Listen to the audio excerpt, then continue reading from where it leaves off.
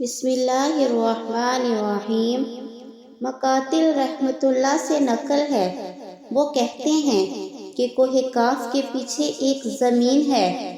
جو چاندی کی طرح روشن، نرم اور چکنی ہے، اور فرشتوں سے ایسی بھری ہوئی ہے کہ اگر سوئی گرائی جائے تو وہ ان کے اوپر گرے گی، اور ان فرشتوں میں سے ہر ایک کے ہاتھ میں ایک ایک جھنڈا ہے، اور اس پر لا الہ الا اللہ محمد رسول اللہ لکھا ہوا ہے۔ اور وہ فرشتے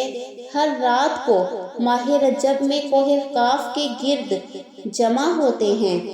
اور اللہ تعالیٰ کے حضور میں گریہ وزاری کر کے محمد صلی اللہ علیہ وآلہ وسلم کی امت کی سلامتی کی دعا کرتے ہیں، اور کہتے ہیں کہ اے ہمارے رب، امت محمد صلی اللہ علیہ وآلہ وسلم پر رحم فرما،